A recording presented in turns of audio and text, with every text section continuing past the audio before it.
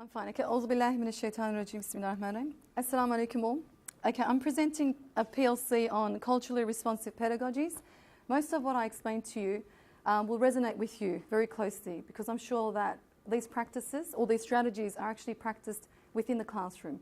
But what I'm going to do right now is share with you what we've been learning and sort of give a title to the practices that we've been actually doing in the classroom to, in a sense, empower all of us.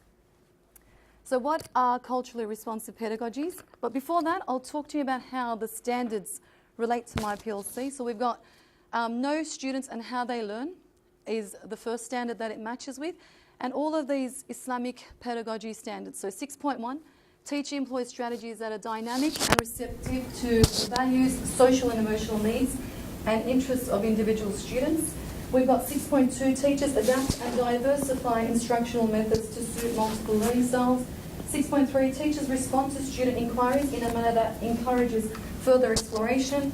And 6.5, teachers consider the input of students in planning and instruction. Especially the last one is going to resonate very closely with my presentation. So it's all about putting together the instruction for all our students to benefit. Okay, so what are CRPs? So culturally responsive pedagogies aim at considering the students' cultural heritage, so what they can bring into the classroom, and their worldview when developing curriculums that will resonate with each individual learner. So these kids are individuals that have a historically accumulated information that they can bring into the classroom. So we're looking at what we can possibly work with, all this information that they can bring in, how we can actually work with these students and what they can bring in so we can build programs that can resonate with all the students. It brings forth students as historically accumulated and culturally developed bodies of knowledge and skills, also known as funds of knowledge. The pupils' funds of knowledge should become central to their learning, and CPRs, I like this one a lot, CRPs, are good pedagogies that demand negotiation between the officially mandated set of knowledge, so what we must teach, which is the syllabus outcomes, and also unique life worlds that students bring into the classroom. So it's both, the mandatory and what they bring into the classroom. It's the marrying of both of them to be able to produce lessons that resonate with the students. So my understanding of CRPs are the effective, responsive transaction of knowledge where each KLA resonates with the student's worldview.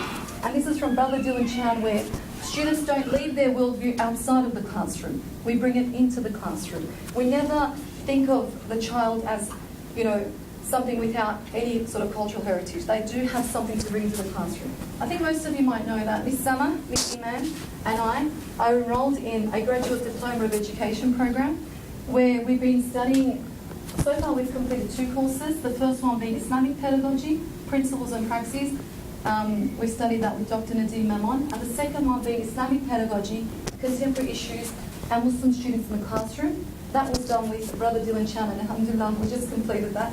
This PLC is based on contemporary issues and Muslim students in the classroom.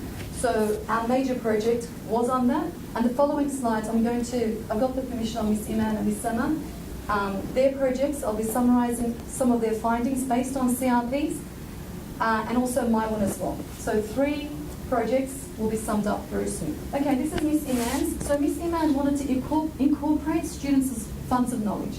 So she wanted to make use of what the students can bring into the classroom.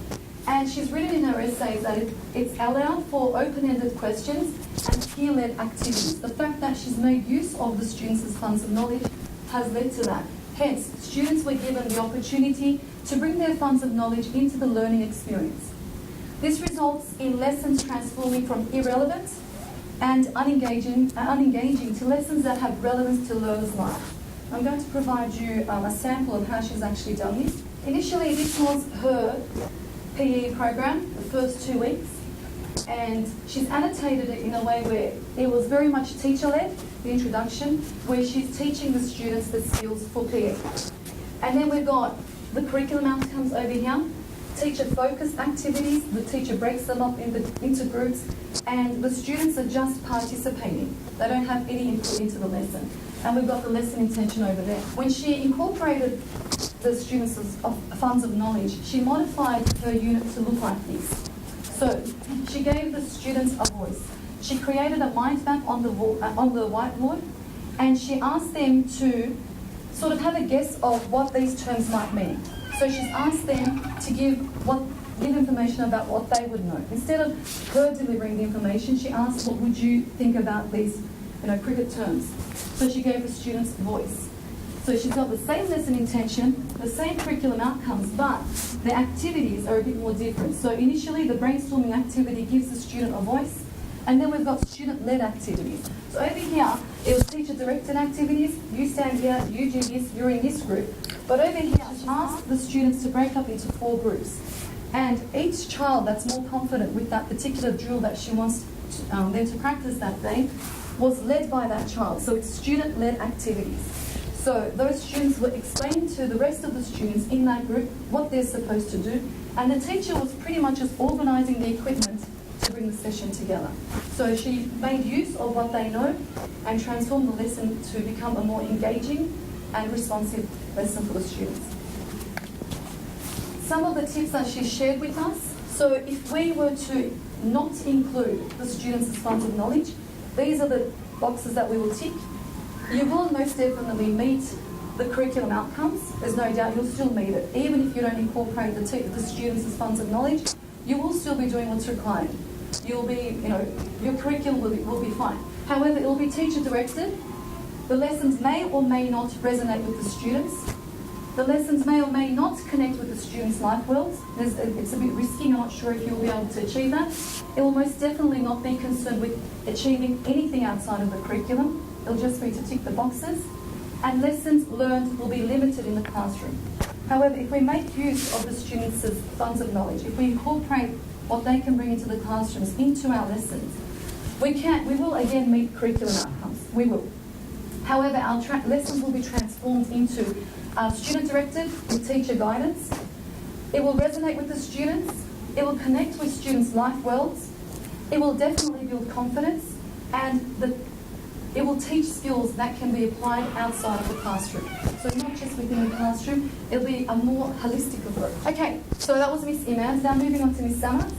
So Miss Samath focused on a dialogic pedagogy, where, basically the aim of this project was to look at some culturally responsive pedagogies. There's a variety of them. Choose a strategy that you feel resonates with you, apply it in your classroom, and evaluate your findings. So Miss Iman was focusing on theory because she wasn't in the classroom, but Miss Samath and I were able to actually implement this in our lessons and evaluate the outcomes. So Miss Samath focused on dialogic pedagogy, and dialogic pedagogy entails both the educator and learners critically interrogating the topic of study together, critically interrogating it. The method encourages the expression of multiple voices because you're allowing the students to have a voice, to have a say within the classes while you're interrogating the topic that's being studied. And you're also allowing for points of view to come across, and aims to create respectful and equitable classroom relations. So her aim in the project was to support learners harmonise and avail from their multiple identities. So this is one of the issues that we have in Australia as Muslim students that we're raising. They have multiple identities. They're not sure if they come from a particular cultural heritage, or if they are Australian, or if there's this clash that they're facing. So she wanted them to avail from their multiple identities, contextualising their learning and creating stronger sense of purpose and belonging.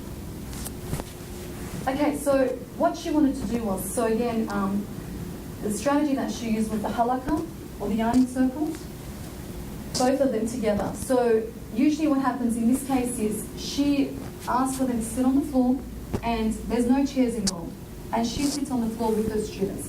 And whatever the topic is, they discuss it together. They ask questions and the students answer these questions together. So there's some notes over here that says, by utilising elements from both forms of circle time, both halakha and yarning circle, there will be a promotion of cultural reproduction in the classroom. So this is what the aim is, pretty much bringing, again, the cultural reproduction into the classroom, enabling students to master and appropriate accumulated cultural resources and cultural renewal, as well as develop and extend on their cultural ideas. It's going to make a bit more sense when I move on to the actual example. There will be an encouragement of questioning throughout the sessions she's written, and that will enable students to be aware of differing arguments and empower their personal autonomy as well as empower religious and cultural autonomy. So within a halakha setting, the students are not to raise their hands. They look for cues to see when it's their turn to speak, and they don't ask the teacher directly, but they speak to each other. So they question each other and they respond to each other's questions. So an example of how this was practiced was during a science lesson, where the outcome was to see the commonalities between living and non-living things. So I will be reading that extract because I don't want to paraphrase it, because it's such an amazing lesson that took place and so much came out of it. After I spoke to Miss Summer about it, she said that basically the topics that she wanted to speak about weeks later came to life in one lesson, during one halakha lesson. So although she had planned for certain terms to be understood much later, during this session, while she gave the children autonomy and allowed them to speak to each other and question each other, something amazing popped up. So I'll read the extract. So one student had initiated the discussion. So the topic was commonalities between living and non-living things. One student had initiated the discussion with his beliefs. He had commenced his talk by first asking the question, why do we need to have tables and spoons when instead we could sit on the floor and eat with our hands like the Prophet ﷺ? So it's an interesting question. You know, we're looking for the commonalities between living and non-living things, and a child asks this question: table, sitting on the floor, Prophet Muhammad ﷺ eating with his hands. So the initial response to this question were giggles from across the classroom. The students were laughing. However, the teacher had encouraged him to keep on discussing his understandings, as she particularly respected the question as a very valid one. So she gave that child, you know, she valued that question and encouraged that child to continue. He then stated that we don't need to cut down too many trees, drawing the connection to living and non-living. We don't need to cut down too many trees, as they are also living. We should be looking after them. They are Allah's creation. So the child asks a question in this halakha circle time and answers his own question. She praised him for such a critical response, which then encouraged students to share their ideas. The dialogue held during that session was, in her eyes, profound. Students were linking the topic to sustainability, to the concept of tawheed, as they had stated that everything non-living and man-made had come from earth, that Allah subhanahu wa ta'ala has created, and to our purpose in life as vice-parents. So it's just one simple session. Although it's not simple, it's quite complex. It looks very simple, but all of that comes out during a halakha session while she's incorporating the students' responsive knowledge into the classroom. This example of critical dialogic pedagogy displays a sense of openness to learning and from the lives of others. Okay, so I've spoken about Miss Emas, I've spoken about Miss Samas, and this is extracts from my project as well. I looked into relational pedagogy. Now, relational pedagogy focuses on building a strong rapport with students to make meaning through cultural tools, co-constructing the content, negotiating knowledge, and allowing the students to learn through mediation. So, as many of you might agree, having a strong rapport with students is vital if you want a strong relationship or the transaction of knowledge to be purposeful. So, if we want to break it up a bit more, cultural tools are what the student brings into the learning environment. So again, their funds of knowledge, what they can bring in. Co-constructing the content can take place when we make use of the students as cultural tools, so what they bring in, when we co-construct units together, lesson plans together, and mediation. So this is a term that I wasn't very familiar with. I was more familiar with teacher-centered or teacher-directed. But mediation, teacher-guided, but allows for students to have autonomy and also validating their input as well. So I'll go into a bit more detail.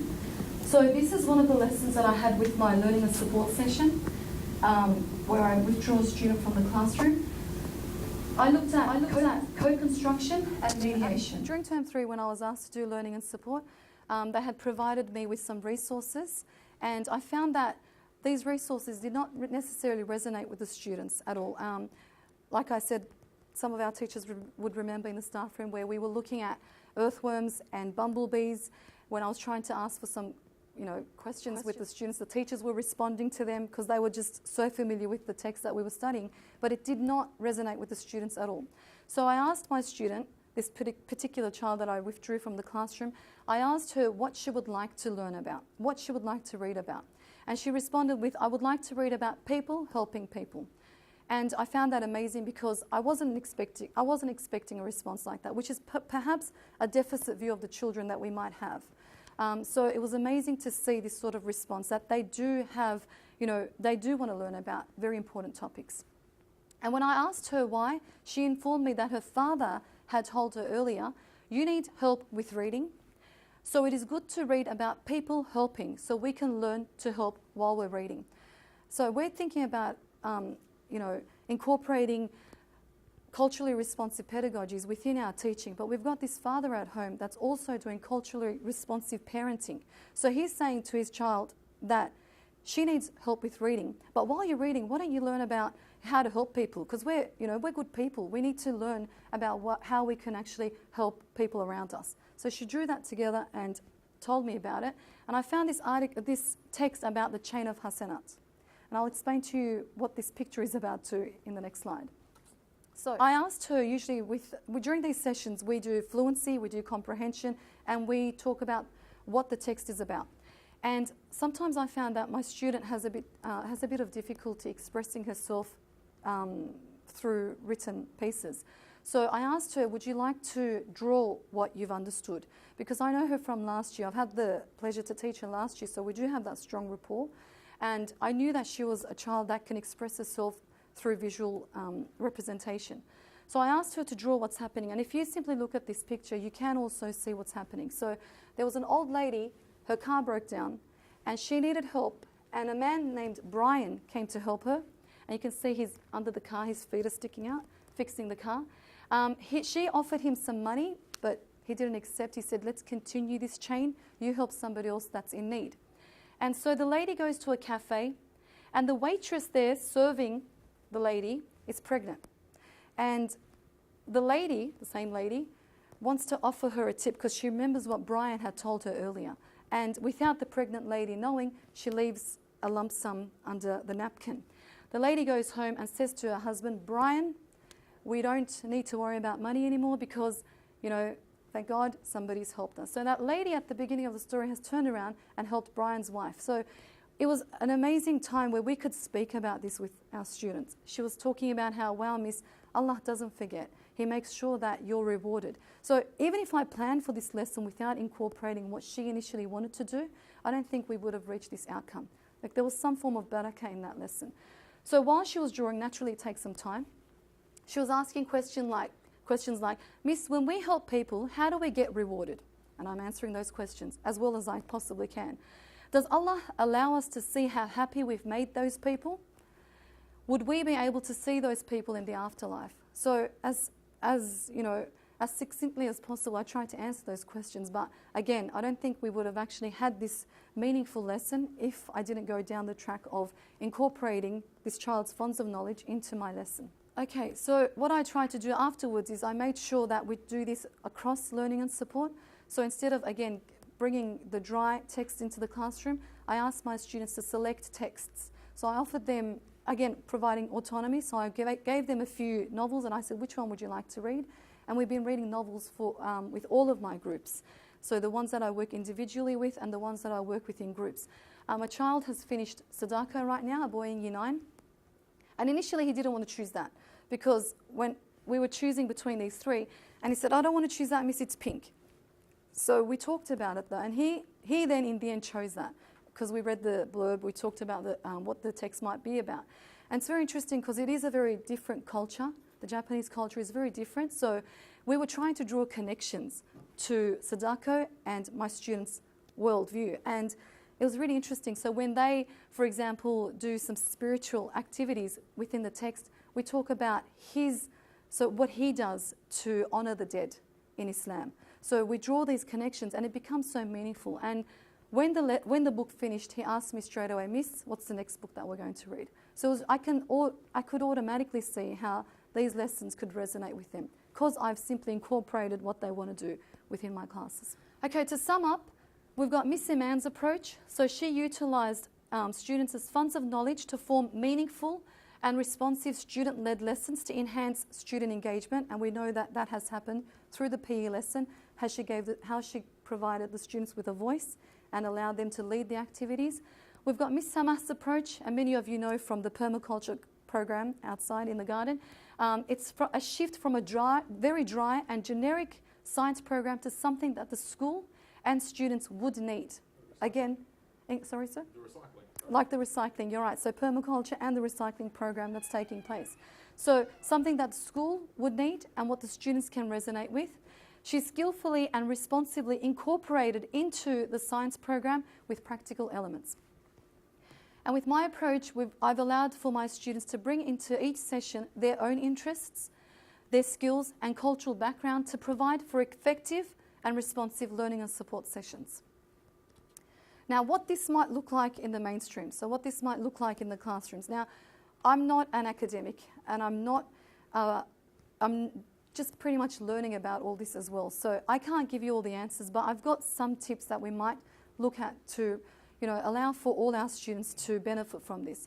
So if we can perhaps allow for teacher mediation, but allowing for the autonomy of our students and validating their concerns, validating their inputs, I think that would be a very good starting point. With the student input, we can collect it through dialogue, questioning, surveys, and we can co-construct the units together, bringing the lesson plans, bringing the curriculum together with what the students bring into the classroom.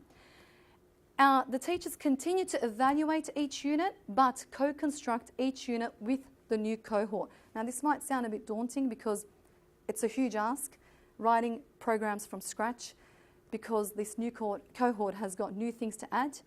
However, it could be done if perhaps we can, if our programs are not necessarily due at the beginning of each term, but towards the end of the term, because we are going to be, it's something, this is a big ask perhaps, Miss, but it's something that, it's to produce holistic children, to make sure that we make use of what they bring into the classroom. I think it's feasible if we can follow this, inshallah. So with co-constructing, like I said, it is daunting perhaps, but it will benefit the school and it will benefit the students because we're utilising what they bring in, and we still have a scope, we still have a skeleton program, but we make sure that we bring together what they bring into the classroom. And that's it. Thank you. Any questions? Okay, so we have a question that's asking the difference between the funds of knowledge, collecting the funds of knowledge, and the mediation process. Now, I think that the funds of knowledge is pretty much the historically accumulated information that the students can bring into the classroom. Now, with the mediation, it's our role as the mediator to sort of make sense of, not make sense, but how we're going to utilise what they bring into the classroom. So usually like a facilitator, but a bit more different, where we don't necessarily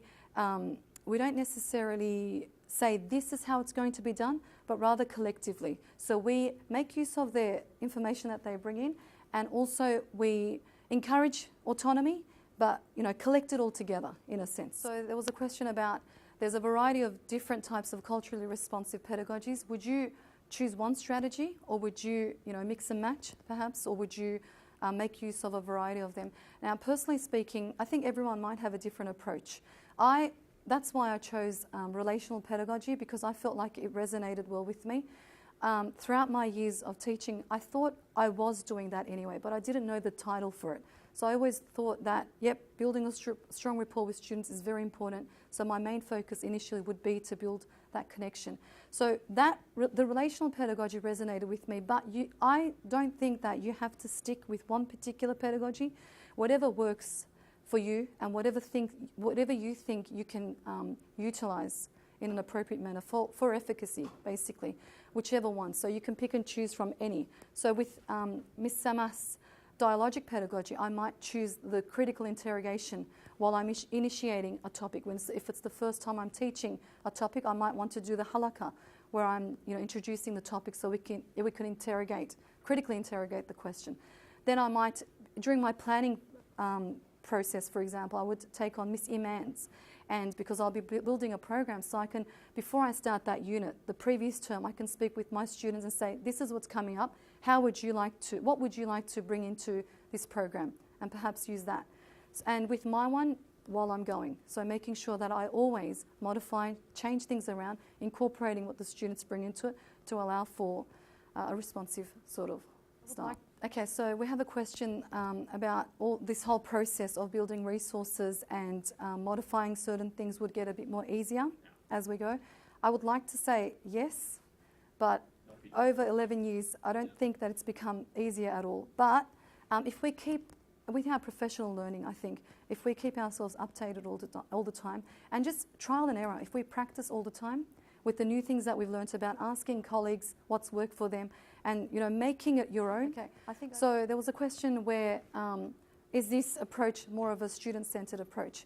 Although it looks like it is, although because we're incorporating the funds of knowledge of the students, it looks like it's a student-centred approach, but it's not necessary. It's actually both. Thank you very much. Okay, go this side. Yum,